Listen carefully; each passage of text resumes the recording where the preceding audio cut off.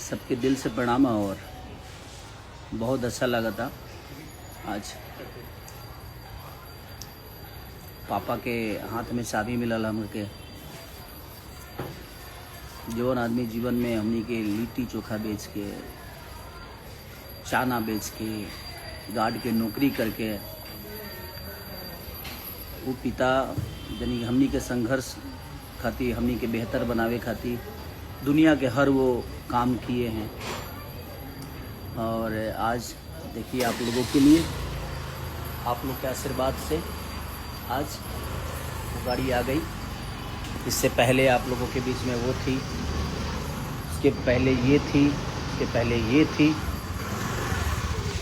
और पापा के लिए तो 2-3 गाड़ियाँ घर पे है जो पापा घूमते हैं, बट इतनी महंगी नहीं थी। बट अब पापा इतनी महंगी गाड़ी में घूमेंगे हमारे। बाबूजी है अब बैठा, हम लाइव बनी, दुनिया लाइव देखा था, 13,000 लोग देखा था। तो अच्छा कैसन लगा था तो के गाड़ी इतना महंगा गाड़ी को चाबी ले रहा था? हमरा तो इतना खुशी बा। कौन बाप महतारी हो गई, बेटा बेटी आगे बढ़ी तो ओकरा के देख के ई करी। हमरा तो इतना खुशी बा बेटा कि हम तो आशीर्वाद देते वाली पब्लिक पंच के भी कर उनके कहते रही कि ये बेटा के आशीर्वाद दी कि हमार लड़ला बेटा कहीं भी रहे तो चंगा रहे। रुवल के आशीर्वाद के अब जरूरत बा कि रुवल दी आ बेटा के आगे बढ़ाई। कितना लोग कहेला कि तारा घर में सोना नहीं खे? ओहो सोना तो देखी लोगी, सोना तो है सोने लू हो। तारा कति सोना के बा, तारा कति सोना के बा? हमारा खातिर सोना तो तू ही बड़ो। सोना तो हमार खुद ही बड़े। सोना हमारा का होई जो वैसे सोना तो हमारा सामने जो वैसे झलकत रहे, इनका से बढ़ के सोना का बा। हर वो माँ बाप खातिर ओकर बेटा बेटी ही सोना होला, संपत्ति होला, धन होला। तो जे भी ये बात के कहेला, हम अपने पापा खातिर जीवन के हर वो चीज। ओ जगह कई गो गाड़ी बाड़ी सब पापा? जग 2 गो गाड़ी बाड़ी सो वही। ट्रैक्टर कई गो बाड़ी सो? ट्रैक्टर 4 गो बाड़ी सो। मोटरसाइकिल कई गो बाड़ी सो? मोटरसाइकिलो 4 गो बाड़ी सो।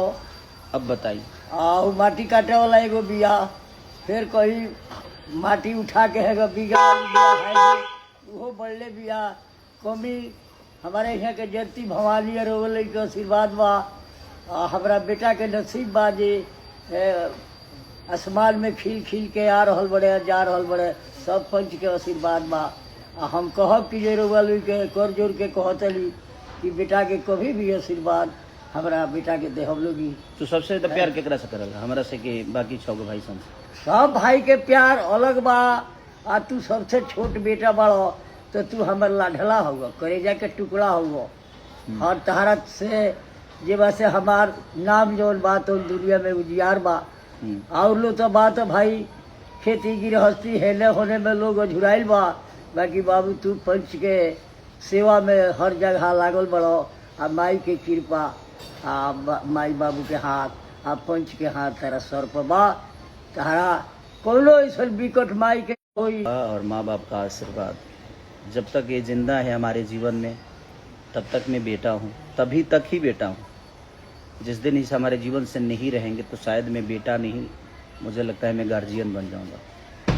तो मैं सबसे यही कहना चाहता हूँ कि अपने मम्मी पापा की खुशी के लिए और उनके बेहतर हेल्थ के लिए और उनके प्यार के लिए प्रयास करिए कि आप अपने माँ बाप को ज़्यादा से ज़्यादा प्यार करिए, ताकि वो आपके जीवन में ज़्यादा से ज़्यादा आशीर्वाद दे सके और आपका प्यार पा सके, आपकी उन्नति को देख सकें।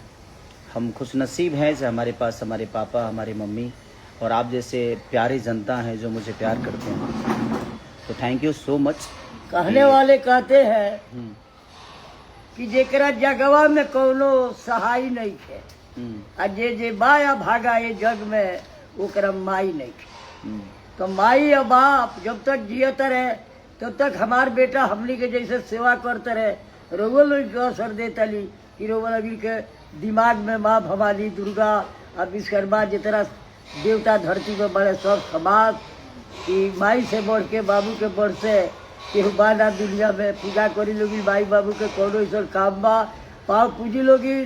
माई बाबू आशीर्वाद दी, बिगड़ल काम जब असर हो का पूरा हो गया। हम अपना पापा के और मम्मी के स्ट्रगल देखले बनी हमनी खातिर। ऐसे हम हर माँ बाप के प्यार कर ले, चाहे वो केहू के दुख में जाए के होला तो हमारे पापा से बड़ा प्रेरणा मिलेला कि पापा हमके खुद कहेले कि बेटा जाए के चाहिए तो के लोग के दुख में अपना भाषा पर हमेशा कंट्रोल करे के चाहिए तो के। और पापा हमके हमेशा एगो गुरु की तरह सिखावे ले कि दुनिया में अपना भाषा के हमेशा बचा के रखी है कि